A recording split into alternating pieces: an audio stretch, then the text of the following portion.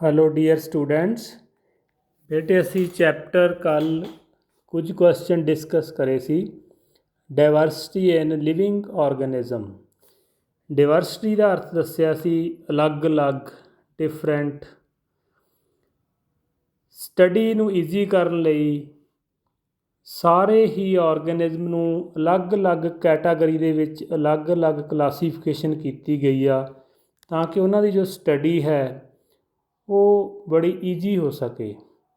ਸੋ ਇਸੇ ਲਈ ਅਸੀਂ ਨਾਲ ਦੀ ਨਾਲ ਜੋ ਚੈਪਟਰ ਵਿੱਚ ਹੈ ਉਹ ਲਗਭਗ ਇਹਨਾਂ ਕੁਐਸਚਨ ਆਨਸਰ ਦੇ ਵਿੱਚ ਸਾਰਾ ਹੀ ਚੈਪਟਰ ਕਲੀਅਰ ਹੋ ਜਾਣਾ ਹੈ। ਅਤੇ ਅੱਗੇ ਅਸੀਂ ਅੱਜ ਡਿਸਕਸ ਕਰਨ ਜਾ ਰਹੇ ਹਾਂ question number first, which organisms are called primitive and how they are different from the so called advanced organism।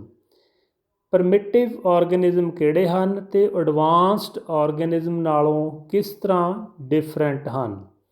ਦੋ ਕੈਟਾਗਰੀਆਂ ਇੱਥੇ ਸਿੱਖਾਂਗੇ ਅਸੀਂ, ਪ੍ਰਿਮਿਟਿਵ ਅਤੇ ਐਡਵਾਂਸਡ। ਪ੍ਰਿਮਿਟਿਵ ਬੇਟੇ ਉਹ ਹੁੰਦੇ ਹਨ ਜੋ ਉਹਨਾਂ ਦੀ ਪੁਰਾਣੀ ਬਾਡੀ ਹੈ, ਐਂਸੀਐਂਟ ਬਾਡੀ ਹੈ, ਪੁਰਾਣੇ ਸਮਿਆਂ ਤੋਂ ਉਸ ਦੇ ਵਿੱਚ ਕੋਈ ਜ਼ਿਆਦਾ ਚੇਂਜ ਨਹੀਂ ਆਈ, ਉਸ ਦੇ ਡਿਜ਼ਾਈਨ ਦੇ ਵਿੱਚ ਚੇਂਜ ਨਹੀਂ ਆਈ, ਉਹ ਐਜ਼ ਇਟ ਹੀ ਚੱਲ ਰਹੀ ਹੈ, ਜਾਂ ਇਹ ਕਹਿ ਲਓ ਵੀ ਬਹੁਤ ਘੱਟ ਚੇਂਜ ਆਈ ਹੈ, ਉਹਨਾਂ ਨੂੰ ਪ੍ਰਿਮਿਟਿਵ ਆਰਗੈਨਿਜ਼ਮ ਕਿਹਾ ਜਾਂਦਾ ਹੈ। ਅਤੇ ਜਿਹੜੇ ਐਡਵਾਂਸਡ ਆਰਗੈਨਿਜ਼ਮ ਨੇ ਜਿਨ੍ਹਾਂ ਦੀ ਬਾਡੀ ਦੇ ਵਿੱਚ ਬਾਡੀ ਡਿਜ਼ਾਈਨ ਦੇ ਵਿੱਚ ਕਾਫੀ ਚੇਂਜ ਆ ਚੁੱਕੀ ਆ, ਉਹਨਾਂ ਨੂੰ ਕਿਹਾ ਜਾਂਦਾ ਹੈ ਐਡਵਾਂਸਡ ਆਰਗੈਨਿਜ਼ਮ। ਜਿਵੇਂ ਅਸੀਂ ਮਨੁੱਖ ਦੀ ਐਗਜ਼ਾਮਪਲ ਲਈਏ, ਤੁਸੀਂ ਇਹ ਸਟੱਡੀ ਕੀਤਾ ਹੈ ਕਿ ਏਂਸੀਐਂਟ ਟਾਈਮ ਦੇ ਵਿੱਚ, ਪੁਰਾਣੇ ਸਮਿਆਂ ਦੇ ਵਿੱਚ ਇੱਕ ਮਨੁੱਖ ਦੇ ਪੂੰਛ ਹੋਇਆ ਕਰਦੀ ਸੀ ਜੋ ਹੌਲੀ ਹੌਲੀ ਖਤਮ ਹੋ ਗਈ। ਕਈ ਆਰਗਨ ਬਾਡੀ ਦੇ ਕੰਮ ਨਹੀਂ ਕਰਦੇ, ਉਹ ਫਿਰ ਖਤਮ ਹੋ ਜਾਂਦੇ ਹਨ। ਕਈਆਂ ਦੀ ਵਰਤੋਂ ਜ਼ਿਆਦਾ ਕੀਤੀ ਜਾਂਦੀ ਹੈ ਅਤੇ ਉਹ ਡਿਵੈਲਪ ਹੁੰਦੇ ਰਹਿੰਦੇ ਹਨ। ਸੋ ਅਸੀਂ ਪੜ੍ਹਦੇ ਹਾਂ first, ਪ੍ਰਿਮਿਟਿਵ ਆਰਗੈਨਿਜ਼ਮ। The organism which have ancient body design, ਜਿਨ੍ਹਾਂ ਦਾ body design ancient ਹੈ, ਪੁਰਾਣਾ ਹੀ ਹੈ, and that have not changed very much, ਅਤੇ ਉਹ ਜ਼ਿਆਦਾ ਚੇਂਜ ਨਹੀਂ ਹੁੰਦੇ, they are also called lower organism, ਇਹਨਾਂ ਨੂੰ ਲੋਅਰ ਆਰਗੈਨਿਜ਼ਮ ਵੀ ਕਿਹਾ ਜਾਂਦਾ ਹੈ। ਸੋ ਇਸ ਤਰ੍ਹਾਂ ਦੀ ਇੱਕ ਵੱਖਰੀ ਹੁਣ ਕੈਟਾਗਰੀ ਬਣ ਗਈ ਜਿਨ੍ਹਾਂ ਦੇ ਬਾਡੀ ਡਿਜ਼ਾਈਨ ਦੇ ਵਿੱਚ ਜ਼ਿਆਦਾ ਚੇਂਜ ਨਹੀਂ ਆਇਆ, ਉਹਨਾਂ ਨੂੰ ਪ੍ਰਿਮਿਟਿਵ ਆਰਗੈਨਿਜ਼ਮ ਦੀ ਕੈਟਾਗਰੀ 'ਚ ਪਾਉਣਾ ਹੈ। Second, advanced organism. The group of organism that have acquired their particular body design relatively recently, they are called higher organism। ਇਹਨਾਂ ਨੂੰ ਹਾਇਰ ਆਰਗੈਨਿਜ਼ਮ ਵੀ ਕਿਹਾ ਜਾਂਦਾ ਜਿਨ੍ਹਾਂ ਦੀ ਬਾਡੀ ਡਿਜ਼ਾਈਨ ਦੇ ਵਿੱਚ ਕੁਛ ਚੇਂਜ ਆ ਗਈ, ਉਹਨਾਂ ਨੂੰ ਹਾਇਰ ਆਰਗੈਨਿਜ਼ਮ ਜਾਂ ਐਡਵਾਂਸਡ ਆਰਗੈਨਿਜ਼ਮ ਕਿਹਾ ਜਾਂਦਾ ਹੈ। ਸੈਕਿੰਡ ਕੁਐਸਚਨ, ਵਿਲ ਐਡਵਾਂਸਡ ਆਰਗੈਨਿਜ਼ਮ, ਜਿਹੜੇ ਐਡਵਾਂਸਡ ਆਰਗੈਨਿਜ਼ਮ ਨੇ ਜਿਨ੍ਹਾਂ ਦੀ ਬਾਡੀ ਦੇ ਵਿੱਚ ਸਮੇਂ ਦੇ ਹਿਸਾਬ ਨਾਲ ਚੇਂਜ ਆਉਂਦੀ ਹੈ, ਬੀ ਦਾ ਸੇਮ ਐਜ਼ ਕੰਪਲੈਕਸ ਆਰਗੈਨਿਜ਼ਮ। ਇੱਕ ਸਿੰਪਲ ਆਰਗੈਨਿਜ਼ਮ ਹੁੰਦੇ ਨੇ, ਇੱਕ ਕੰਪਲੈਕਸ ਹੁੰਦੇ ਨੇ। ਕੰਪਲੈਕਸ ਆਰਗੈਨਿਜ਼ਮ ਉਹ ਹੁੰਦੇ ਨੇ ਜਿਨ੍ਹਾਂ ਦੇ ਵਿੱਚ ਹਰੇਕ ਪ੍ਰੋਸੈਸ ਲਈ ਡਿਫਰੈਂਟ ਆਰਗਨਸ ਨੇ। ਜਿਸ ਤਰ੍ਹਾਂ ਮਨੁੱਖ ਦੇ ਵਿੱਚ ਡਾਈਜੈਸ਼ਨ ਲਈ ਸਾਡੇ ਪੇਟ ਹੈ, ਜਿੱਥੇ ਭੋਜਨ ਇੰਟੈਸਟਾਈਨ ਹਨ, ਹਾਜ਼ਮਾ ਹੁੰਦਾ ਹੈ। ਟਰਾਂਸਪੋਰਟ ਲਈ ਹਾਰਟ ਹੈ, ਖੂਨ ਨੂੰ ਫਿਲਟਰ ਕਰਨ ਲਈ ਕਿਡਨੀਜ਼ ਹੈ, ਗੈਸ ਐਕਸਚੇਂਜ ਕਰਨ ਲਈ ਲੰਗਜ਼ ਹਨ। ਸੋ ਇਸ ਤਰ੍ਹਾਂ ਦੇ ਆਰਗਨਿਜ਼ਮ ਨੇ ਜਿਹੜੇ ਇਹ ਮਲਟੀ ਸੈਲੂਲਰ ਜਾਂ ਕੰਪਲੈਕਸ ਆਰਗੈਨਿਜ਼ਮ ਵੀ ਇਹਨਾਂ ਨੂੰ ਕਿਹਾ ਜਾਂਦਾ ਹੈ। ਸੋ ਕੀ ਐਡਵਾਂਸਡ ਆਰਗੈਨਿਜ਼ਮ ਸੇਮ ਹਨ? ਜੀ, ਇਸ ਦਾ ਆਨਸਰ ਯੈਸ ਹੋਏਗਾ। ਜਿਨ੍ਹਾਂ ਦੇ ਵਿੱਚ ਸਮੇਂ ਸਮੇਂ ਦੇ ਨਾਲ ਤਬਦੀਲੀ ਆਉਂਦੀ ਹੈ, ਜਿਹੜੇ ਆਰਗੈਨਿਜ਼ਮ ਦੇ ਵਿੱਚ ਐਵੋਲਿਊਸ਼ਨ ਵੀ ਕਿਹਾ ਜਾਂਦਾ ਇਸ ਨੂੰ, ਐਵੋਲਿਊਸ਼ਨ ਹੋਣਾ, ਚੇਂਜ ਹੋਣਾ। Yes, complexity in the design will increase, complexity ਵੱਧਦੀ ਜਾਂਦੀ ਹੈ ਓਵਰ ਐਵੋਲੈਂਟਰੀ ਟਾਈਮ, ਜਿਉਂ ਜਿਉਂ ਐਵੋਲਿਊਸ਼ਨ ਦਾ ਟਾਈਮ ਆਉਂਦਾ ਹੈ, ਚੇਂਜ ਦਾ ਟਾਈਮ ਆਉਂਦਾ ਹੈ। ਮੌਸਮ ਦੇ ਹਿਸਾਬ ਨਾਲ, ਸਮੇਂ ਦੇ ਹਿਸਾਬ ਨਾਲ, ਥਾਂ ਦੇ ਹਿਸਾਬ ਨਾਲ ਚੇਂਜ ਜਿਹੜਾ ਹੈ ਉਹ ਆਉਂਦਾ ਰਹਿੰਦਾ ਹੈ।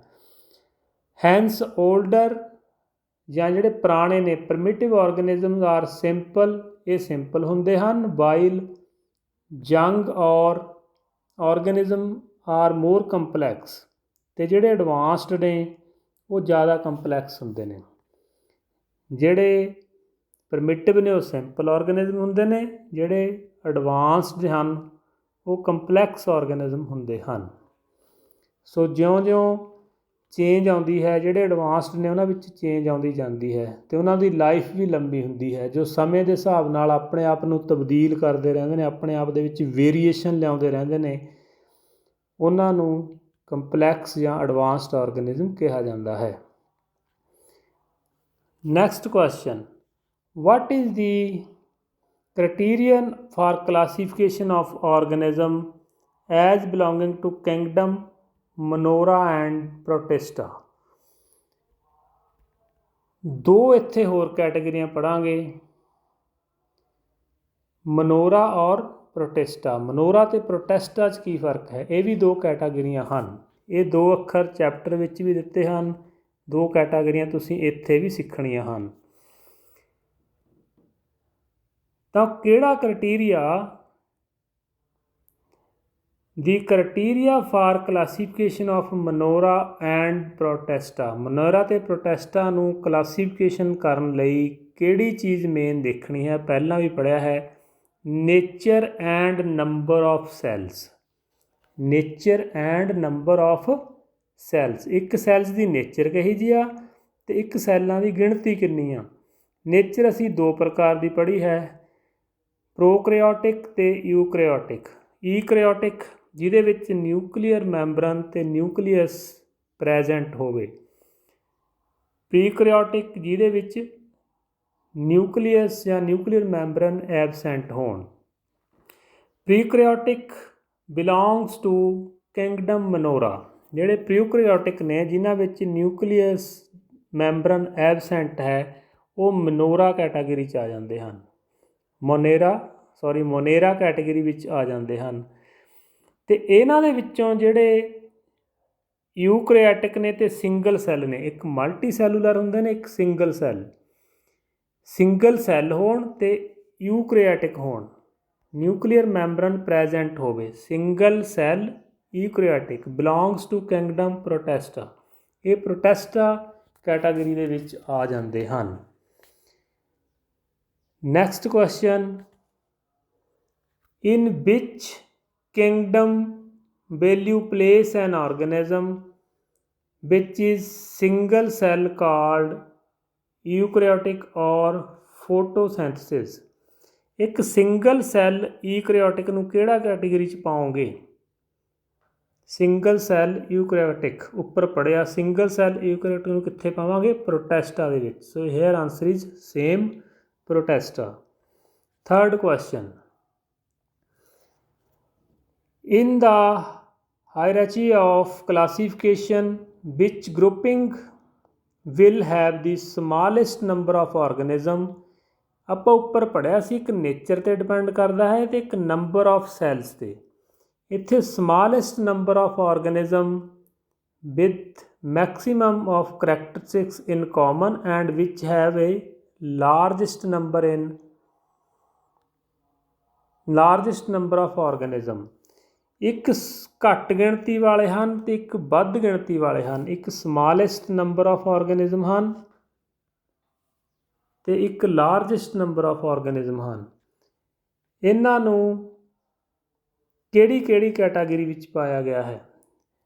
First, species will have smallest number of ਆਰਗੈਨਿਜ਼ਮ।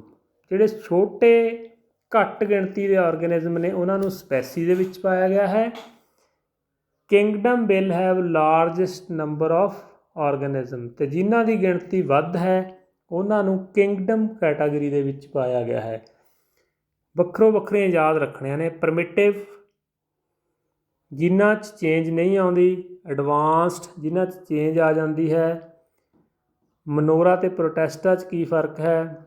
ਮਨੋਰਾ ਜਿਨ੍ਹਾਂ ਦੇ ਵਿੱਚ ਪ੍ਰੀਕੈਰੀਓਟਿਕ ਸੈੱਲ ਹਨ ਅਤੇ ਪ੍ਰੋਟੈਸਟਾ ਯੂਕੈਰੀਓਟਿਕ ਹਨ ਅਤੇ ਸਿੰਗਲ ਸੈੱਲ ਹਨ, ਮਲਟੀ ਸੈਲੂਲਰ ਨਹੀਂ, ਸਿੰਗਲ ਸੈੱਲ। ਇਸੇ ਤਰ੍ਹਾਂ ਇੱਥੇ ਸਪੈਸੀਜ਼ ਜਿਨ੍ਹਾਂ ਵਿੱਚ ਘੱਟ ਗਿਣਤੀ ਵਾਲੇ ਆਰਗੈਨਿਜ਼ਮ ਆਉਂਦੇ ਹਨ ਅਤੇ ਕਿੰਗਡਮ ਜਿਨ੍ਹਾਂ ਵਿੱਚ ਲਾਰਜ ਨੰਬਰ ਵਾਲੇ ਆਰਗੈਨਿਜ਼ਮ ਆਉਂਦੇ ਹਨ, ਜਿਨ੍ਹਾਂ ਦੀ ਗਿਣਤੀ ਵੱਧ ਹੈ। Next question, which division among plant has smallest organism? Plant ਦੇ ਵਿੱਚ ਸਭ ਤੋਂ ਛੋਟਾ ਆਰਗੈਨਿਜ਼ਮ ਕਿਹੜਾ ਹੈ? ਐਲਗੇਈ। ਐਲਗੇਈ ਇਸ ਨੂੰ ਤੁਸੀਂ ਲਿਖ ਸਕਦੇ ਹੋ, ਜਿਸ ਨੂੰ ਅਸੀਂ ਛੋਟਾ ਪਲਾਂਟ, ਜਿਸ ਨੂੰ ਅਸੀਂ ਜਿਰਵਲ ਵੀ ਕਹਿ ਦਿੰਦੇ ਹਾਂ, ਜੋ ਛੋਟੀ ਛੋਟੀ ਅਲਗਈ ਦੇ ਰੂਪ ਦੇ ਵਿੱਚ ਸਾਨੂੰ ਮਿਲਦੀ ਹੈ। Next question, how are pteridophytes different from phanerogams? ਇੱਕ ਦੋ ਇੱਥੇ ਕੈਟਾਗਰੀਆਂ ਸਿੱਖਣੀਆਂ ਹਨ, ਪੈਟਰੀਡੋਫਾਈਟਸ ਐਂਡ ਫਿਨੋਰਾਗਾਮਸ। ਇਹ ਕੀ ਹਨ? ਇਹ ਪਲਾਂਟਸ ਦੀਆਂ ਕੈਟੇਗਰੀਜ਼ ਹਨ। ਫਨੋਰੋਗਾਮਸ ਪ੍ਰੋਡਿਊਸ ਸੀਡ, ਜਿਹੜੇ ਸੀਡ ਪ੍ਰੋਡਿਊਸ ਕਰਦੇ ਹਨ, ਬੀਜ ਪੈਦਾ ਕਰਦੇ ਹਨ ਜਿਹੜੇ, ਉਹਨਾਂ ਨੂੰ ਕਿਹਾ ਜਾਂਦਾ ਹੈ ਫਨੈਰੋਗੈਮਸ। ਜਿਹੜੇ ਸੀਡ ਪ੍ਰੋਡਿਊਸ ਨਹੀਂ ਕਰਦੇ, ਕਈ ਤੁਸੀਂ ਪੌਦੇ ਦੇਖਦੇ ਹੋ ਉਹਨਾਂ ਨੂੰ ਸੀਡ ਨਹੀਂ ਲੱਗਦਾ ਅਤੇ ਕਈਆਂ ਨੂੰ ਸੀਡ ਲੱਗਦਾ ਹੈ, ਜਿਵੇਂ ਮੱਕੀ ਜਾਂ ਹੋਰ ਕਈ ਫਲਾਵਰਸ, ਉਹਨਾਂ 'ਚੋਂ ਸੀਡ ਨਿਕਲਦੇ ਹਨ ਅਤੇ ਕਈਆਂ ਨੂੰ ਨਹੀਂ ਲੱਗਦਾ। ਉਹਨਾਂ ਦੀ ਅਸੀਂ ਸਟੈਮ, ਟਾਹਣੀ ਜਾਂ ਪੱਤਾ ਜਾਂ ਉਸ ਦੀ ਕਲਮ ਤੋੜ ਕੇ ਹੀ ਲਗਾ ਦਿੱਤੀ ਜਾਂਦੀ ਹੈ। ਸੋ ਇਹ ਦੋ ਕੈਟਾਗਰੀਆਂ ਅਲੱਗ ਅਲੱਗ ਹਨ। ਜਿਹੜੀਆਂ ਬੀਜ ਪੈਦਾ ਕਰਦੀਆਂ ਹਨ ਉਹ ਪੈਟਰੀਡੋਫਾਈਟਸ, ਅਤੇ ਜਿਹੜੀਆਂ ਬੀਜ ਨਹੀਂ ਪੈਦਾ ਕਰਦੀਆਂ ਉਹ ਫਨੈਰੋਗਾਮਸ। ਇਹਨਾਂ ਵਿੱਚ ਡਿਫਰੈਂਟ ਲਿਖਣਾ ਹੈ, ਦੋਨਾਂ ਦੇ ਵਿੱਚ ਕੀ ਕੀ ਹੈ। ਰੀਪਰੋਡਕਟਿਵ ਆਰਗੈਨਿਜ਼ਮ ਆਰ ਹਿਡਨ, ਜੋ ਪੈਦਾਇਸ਼ ਕਰਨ ਵਾਲੇ ਆਰਗਨਸ ਹਨ ਉਹ ਪੈਟਰੀਓਫਾਈਟਸ ਦੇ ਵਿੱਚ ਹਿਡਨ ਹਨ। And well developed in phanerogams, phanerogams ਦੇ ਵਿੱਚ ਉਹ ਵੈਲ ਡਿਵੈਲਪਡ ਹਨ। ਤੀਸਰਾ point, pteridophytes have specialised tissues for the conduction of water and, ਇਹਨਾਂ ਦੇ ਵਿੱਚ ਪਾਣੀ ਚੱਲਣ ਲਈ ਸਪੈਸ਼ਲ ਟਿਸ਼ੂ ਹਨ। And proper vascular tissues are present in phanerogams, ਅਤੇ ਫਨੈਰੋਗੈਮਸ ਦੇ ਵਿੱਚ ਪ੍ਰੋਪਰ ਵੈਸਕੂਲਰ ਟਿਸ਼ੂ ਹਨ। ਇਹ ਅਸੀਂ ਅਗਲੇ ਜਿਹੜਾ ਕੁਐਸਚਨ ਹੈ ਉਸ ਦੇ ਵਿੱਚ ਹੋਰ ਤੁਹਾਨੂੰ ਕਲੀਅਰ ਹੋ ਜਾਵੇਗਾ। ਇੱਥੇ ਦੋ ਕੈਟਾਗਰੀਜ਼ ਹੋਰ ਹਨ, different between gymnosperms and angiosperms. Gymnosperms and angiosperms. Seeds are naked, ਜਿਨ੍ਹਾਂ ਦੇ ਵਿੱਚ ਬੀਜ ਨੰਗੇ ਹੁੰਦੇ ਹਨ, ਸਾਨੂੰ ਬਾਹਰੋਂ ਦਿਖਾਈ ਦਿੰਦੇ ਹਨ। ਜਿਸ ਤਰ੍ਹਾਂ ਛੱਲੀ ਹੈ ਮੱਕੀ ਦੀ, ਉਸ ਦੇ ਵਿੱਚ ਤੁਹਾਨੂੰ ਬੀਜ ਵੀ ਦਿਖਾਈ ਦੇ ਰਿਹਾ ਹੈ ਬਾਹਰ। ਇਹ ਉਹ ਕੈਟਾਗਰੀ ਹੈ ਇਨ ਵਿੱਚ ਸੀਡਸ ਆਰ ਇਨਕਲੋਜ਼ਡ ਇਨ ਫਰੂਟ, ਜਿਹਦੇ ਸੀਡ ਅੰਦਰ ਹੁੰਦੇ ਹਨ। ਜਿਵੇਂ ਸੇਬ ਦੇ ਵਿੱਚ ਬੀਜ ਹੁੰਦਾ ਹੈ, ਔਰੇਂਜ, ਉਹਦੇ ਵਿੱਚ ਜਦੋਂ ਅਸੀਂ ਇੱਕ ਫਾੜੀ ਹੈ ਜਿਹੜੀ ਉਸ ਨੂੰ ਖੋਲ੍ਹਦੇ ਹਾਂ ਤਾਂ ਉਸ ਦੇ ਵਿੱਚੋਂ ਬੀਜ ਨਿਕਲਦਾ ਹੈ। ਇਹਦੇ 'ਚ ਇਨਕਲੋਜ਼ਡ ਹੁੰਦੇ ਨੇ। ਇਹ ਦੋਨਾਂ ਵਿੱਚ ਫਰਕ ਹੈ। Second point, reproductive organs sporophylls from cones, ਇਹਨਾਂ ਦੇ ਵਿੱਚ ਜਿਹੜੇ ਨਵੇਂ ਪੈਦਾ ਕਰਨ ਵਾਲੇ ਆਰਗਨਸ ਹਨ ਉਹ ਕੋਨਸ ਤੋਂ ਆਉਂਦੇ ਹਨ। ਰੀਪਰੋਡਕਟਿਵ ਆਰਗਨਸ ਆਰ ਫਲਾਵਰਸ, ਇਹਨਾਂ ਵਿੱਚ ਫੁੱਲ ਹੁੰਦੇ ਹਨ। ਇਹ ਫੁੱਲਾਂ ਤੋਂ ਇਹਨਾਂ ਦਾ ਬੀਜ ਅੱਗੇ ਤਿਆਰ ਹੋ ਜਾਂਦਾ ਹੈ। ਓਵਿਊਲਸ ਆਰ ਇਨਕਲੋਜ਼ਡ ਇਨ ਓਵਰੀ, ਇਹ ਤੁਸੀਂ ਜਿੱਥੇ ਅਸੀਂ ਪਲਾਂਟਸ ਦੇ ਪਾਰਟ ਪੜ੍ਹਾਂਗੇ ਉੱਥੇ ਤੁਹਾਨੂੰ ਇਹ ਦੋਨੋਂ ਅੱਖਰ ਕਲੀਅਰ ਹੋ ਜਾਣਗੇ। ਇਹਨਾਂ ਦੇ ਓਵਿਊਲਸ ਨੇ ਜਿਹੜੇ, ਜਿੱਥੇ ਬੀਜ ਤਿਆਰ ਹੁੰਦਾ ਉਹ ਓਵਰੀ ਦੇ ਵਿੱਚ ਇਨਕਲੋਜ਼ਡ ਨਹੀਂ ਹੁੰਦੇ। ਇੱਥੇ ਓਵਿਊਲਸ ਆਰ ਇਨਕਲੋਜ਼ਡ ਇਨ ਓਵਰੀ, ਇੱਥੇ ਓਵਰੀ ਦੇ ਵਿੱਚ ਇਨਕਲੋਜ਼ਡ ਹੁੰਦੇ ਹਨ। ਜ਼ਾਈਲਮ ਲੇਕਸ ਵੈਸਲਸ। ਜ਼ਾਈਲਮ ਅਸੀਂ ਪੜ੍ਹਿਆ ਹੈ, ਜ਼ਾਈਲਮ ਉਹ ਟਿਸ਼ੂ ਹੈ which transports food from roots to other parts, ਜਿਹੜਾ ਰੂਟ ਤੋਂ ਅਦਰ ਪਾਰਟਸ ਨੂੰ ਲੈ ਕੇ ਜਾਂਦਾ ਹੈ ਭੋਜਨ, ਉਸ ਨੂੰ ਜ਼ਾਈਲਮ ਟਿਸ਼ੂ ਕਿਹਾ ਜਾਂਦਾ। ਲੇਕਸ ਮਾਨੇ ਕਮੀ, ਇੱਥੇ ਜ਼ਾਈਲਮ ਦੇ ਵਿੱਚ ਵੈਸਲਸ ਨਹੀਂ ਹੁੰਦੇ, ਇਸ ਦੇ ਵਿੱਚ ਜ਼ਾਈਲਮ ਕੰਟੇਨਸ ਵੈਸਲ, ਜ਼ਾਈਲਮ ਟਿਸ਼ੂ ਦੇ ਵਿੱਚ ਵੈਸਲਸ ਹੁੰਦੇ ਹਨ ਜਿਨ੍ਹਾਂ ਨੇ ਫੂਡ ਟਰਾਂਸਪੋਰਟ ਕਰਨਾ ਹੈ। Companion cell are absent in phloem. Phloem ਉਹ ਪਾਰਟ ਹੈ which transfer the food prepared during the photosynthesis from the leaves to the other parts. Photosynthesis ਰਾਹੀਂ ਜਿਹੜਾ ਭੋਜਨ ਤਿਆਰ ਹੁੰਦਾ ਹੈ ਉਹ ਪੱਤਿਆਂ ਤੋਂ ਦੂਜੇ ਪਾਰਟ ਤੱਕ ਪਹੁੰਚਾਉਂਦਾ ਹੈ ਫੀਲੋਮ ਟਿਸ਼ੂ। ਇਸ ਦੇ ਵਿੱਚ ਇੱਕ ਕੰਪੋਨੈਂਟ ਹੁੰਦਾ ਹੈ, ਪਾਰਟ ਹੁੰਦਾ ਹੈ ਜਿਸ ਨੂੰ ਕੰਪੇਨੀਅਨ ਸੈੱਲ ਕਿਹਾ ਜਾਂਦਾ ਹੈ। ਕੰਪੇਨੀਅਨ ਸੈੱਲਸ ਆਰ ਐਬਸੈਂਟ ਇਨ ਫੀਲੋਮ। ਜਿਮਨੋਸਪਰਮ ਦੇ ਵਿੱਚ, ਫੀਲੋਮ ਦੇ ਵਿੱਚ ਕੰਪੇਨੀਅਨ ਸੈੱਲਸ ਐਬਸੈਂਟ ਹੁੰਦੇ ਹਨ, ਅਤੇ ਇਸ ਦੇ ਵਿੱਚ ਐਂਜੀਓਸਪਰਮ ਦੇ ਵਿੱਚ, ਜਿਨ੍ਹਾਂ ਦੇ ਵਿੱਚ ਬੀਜ ਇਨਕਲੋਜ਼ਡ ਹੁੰਦੇ ਨੇ, ਅੰਦਰ ਹੁੰਦੇ ਨੇ, ਉਹਨਾਂ ਦੇ ਵਿੱਚ ਕੰਪੇਨੀਅਨ ਸੈੱਲ ਨੇ ਜਿਹੜੇ ਉਹ ਪ੍ਰੈਜੈਂਟ ਹੁੰਦੇ ਹਨ ਫੀਲੋਮ ਦੇ ਵਿੱਚ। ਸੋ ਇਸ ਤਰ੍ਹਾਂ ਇਸ ਚੈਪਟਰ ਦੇ ਵਿੱਚ ਮੇਨਲੀ ਕੈਟਾਗਰੀਆਂ ਹੀ ਡਿਸਕਸ ਕਰੀਆਂ ਗਈਆਂ ਨੇ ਕਿ ਕਿਹੜੀ ਕੈਟਾਗਰੀ ਵਿੱਚ ਕਿਹੜਾ ਔਰਗੈਨਿਜ਼ਮ ਜਾਂ ਕਿਹੜਾ ਪਲਾਂਟ ਆਉਣਾ ਹੈ, ਉਸ ਦਾ ਫਾਇਦਾ ਕੀ ਹੈ। ਜਿਹੜੀ ਉਹਨਾਂ ਦੀ ਸਟੱਡੀ ਕਰਨੀ ਹੈ, ਉਹਨਾਂ ਦੇ ਜਿਹੜੇ ਕਰੈਕਟਰਿਸਟਿਕਸ ਨੇ ਉਹ ਸਟੱਡੀ ਕਰਨੇ ਈਜ਼ੀ ਹੋ ਜਾਂਦੇ ਹਨ। ਸੋ ਜੋ ਨੈਕਸਟ ਕੁਐਸਚਨ ਹਨ ਉਹ ਬਾਕੀ ਨੈਕਸਟ ਲੈਕਚਰ ਦੇ ਵਿੱਚ ਆਪਾਂ ਡਿਸਕਸ ਕਰਾਂਗੇ। ਇਸ ਨੂੰ ਧਿਆਨ ਨਾਲ ਸਮਝ ਲੈਣਾ ਹੈ ਬੇਟੇ। Thank you, have a nice day.